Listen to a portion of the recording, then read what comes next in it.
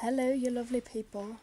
My name is Kira. This channel is where I, do stuff, like the title says. And today I'm going to show you how I set up 2 sets of pulleys in order to help me renovate my hayloft. There are some old beams which are quite heavy to lift, as in I can't lift them on my own if I am to lift them out of the wall safely. So I decided to get some climbing rope to secure myself, as well as put up some sets of pulleys to help me carry and lift out those huge wooden beams. And all will be good. But this works. Pull-up training in the weirdest possible way.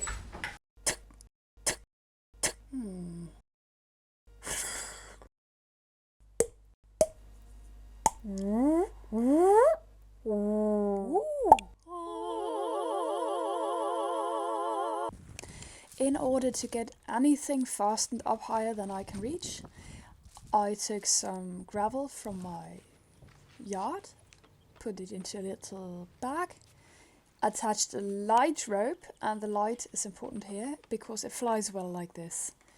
So the next step was to put this over a beam, and then I could use it to pull after my climb and security rope and to get up there and attach the pulleys. Throwing this is harder than I thought it would be. It took me quite a few tries.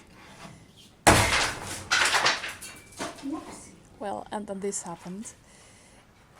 I split up the bag immediately after the first throw. I fixed it, I threw it a few times again, and after some frustration and some pulling of the rope through my hands, and some stupidity on my part,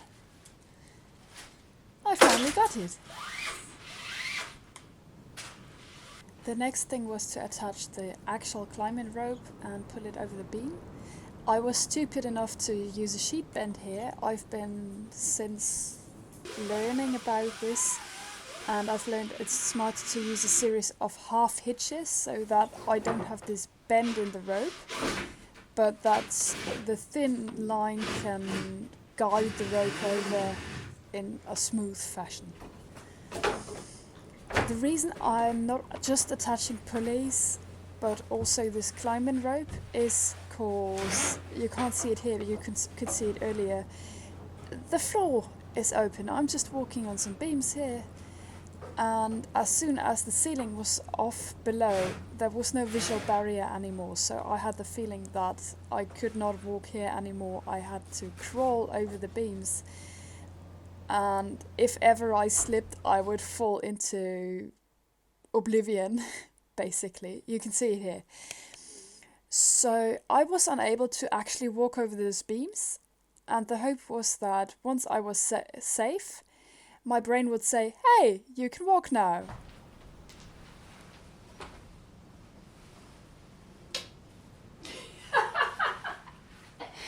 This is so fun!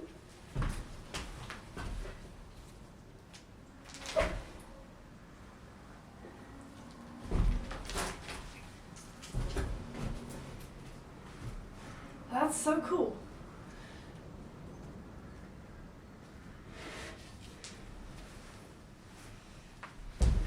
No more problem. Yay! My psyche works.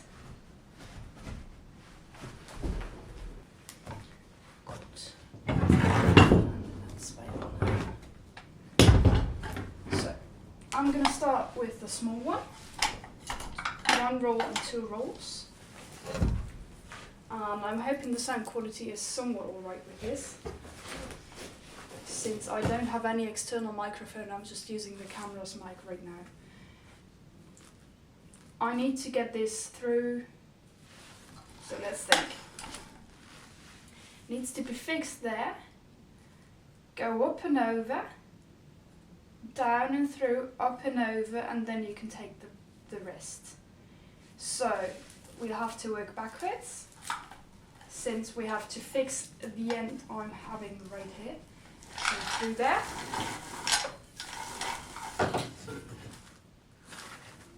And down through there. There we go. Then same way around over the other side. Is this correct? This looks correct. So last thing I need to do is to fix it here.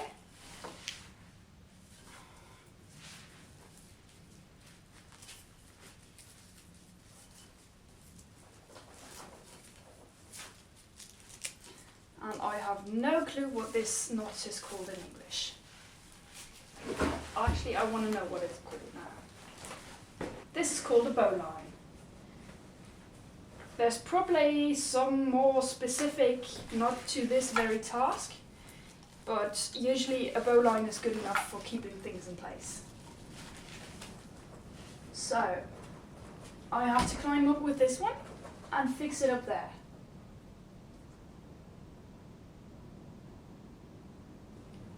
Yep, so that's what I'm going to do. And it's going to be hard climbing with this one on.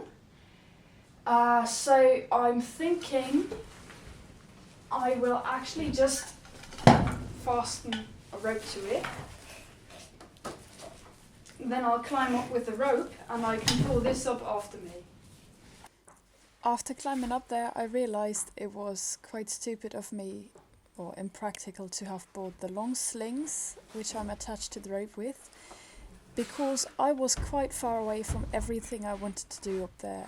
I was trying and struggling with some weird positions, holding on to beams with my legs, dangling off one arm, but I kind of needed both hands to fix things up there. Well, not going like that.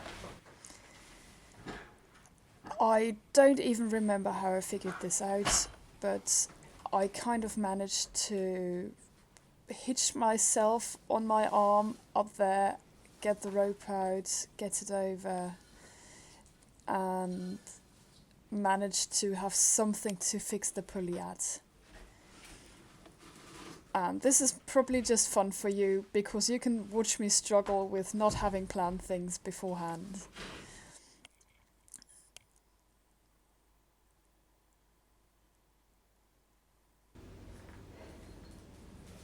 Now the last thing I have to do is to actually get this up without dropping it right back down, which I'm realising is harder than it sounds. There we go. Get the blue rope off there.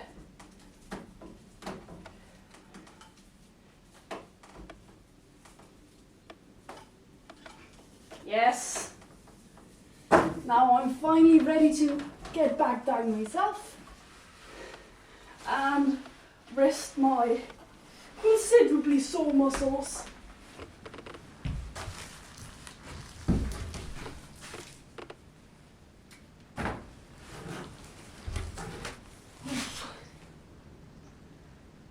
This rope is horrible. Like, no, it's not horrible, but it's kind of annoying that it frays and the little parts of it stick in my fingers. First things first, I need to clean up the end here so the rope end doesn't fray.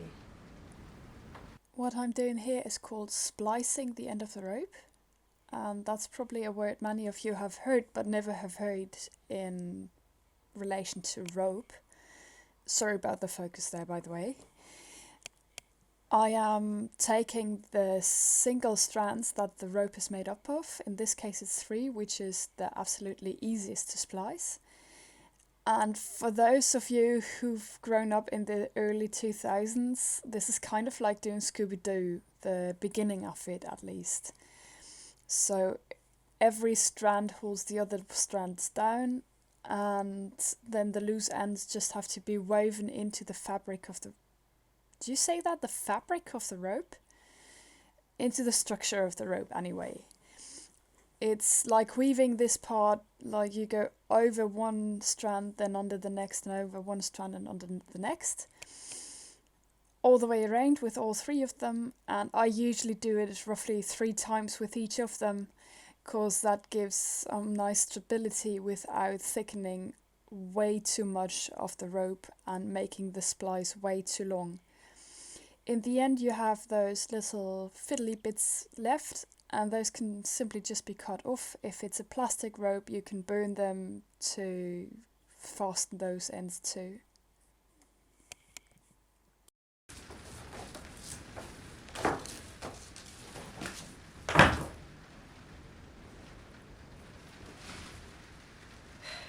Similar thing as yesterday. The big one goes on top, the small one goes on the bottom. So I have to backtrack. Start with the big one. As I said, this is quite similar to the other set of pulleys, just that each one of them is larger. The important thing to remember is that the rope has to go down on the same side and up on the other side in order to not cross itself, because otherwise you just get knots in it. Now the only thing with this, like keeping the ends from fraying like this, the end is thicker and it may be hard to get through small holes sometimes.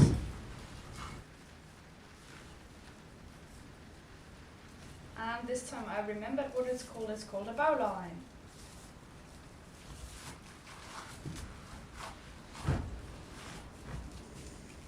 Again, same thing as on the other side.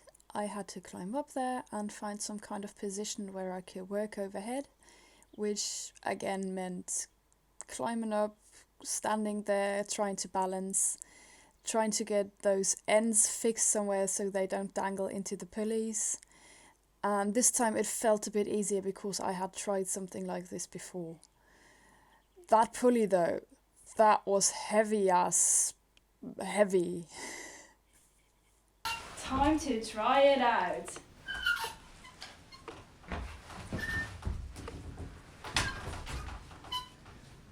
And again, just for some safety,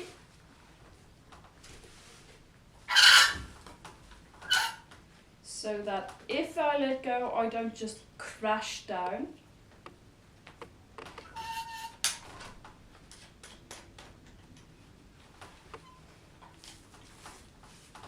Yeah, this is fun. The noise though. I usually wear earplugs all day round, so I didn't hear how loud this sounds on camera. I hope it doesn't destroy your ears completely. So with this one it's kind of really clear how much easier it is than with the other one. This one has two, what are they called? Rolls? Wheels? This one has 2 wheels down here and 3 up there, while the other one I built before has 2 wheels up there and only 1 down here.